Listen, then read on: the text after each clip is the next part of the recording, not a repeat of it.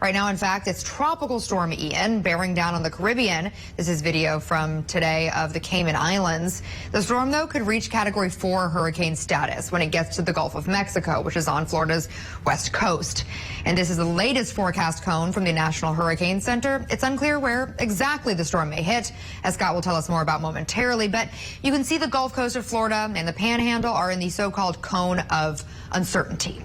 Florida Governor Ron DeSantis has issued a state of emergency, and President Joe Biden has approved federal emergency aid for Florida. DeSantis speaking to residents today.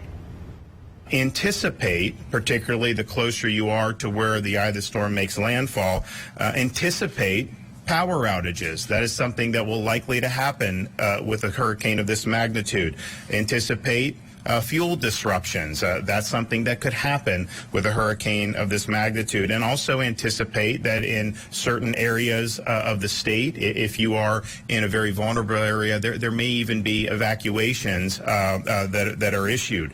So listen to your local officials and heed those warnings. So let's now get to Florida's Gulf Coast, specifically Tampa. That's where Newsy meteorologist Scott Withers is tonight with more. Hey, Scott.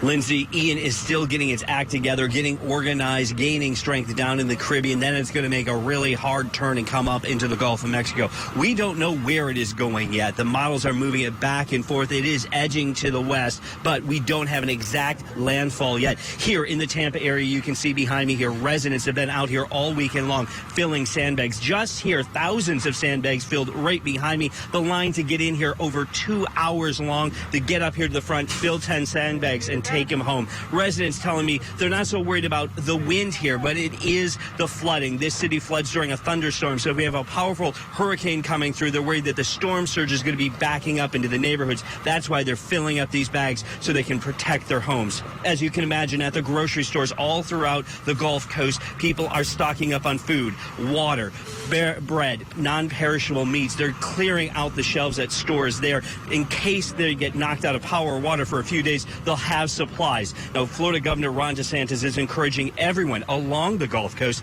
to be prepared, whether or not they are in the cone of uncertainty or not. That he's saying that this could be a situation where we get flooding, where we get strong winds, the power could be out. So everyone needs to take this time now to get prepared.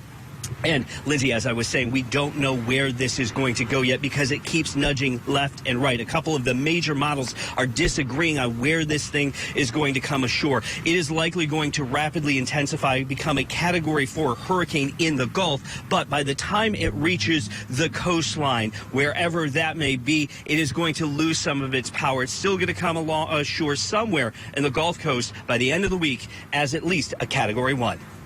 Lindsay?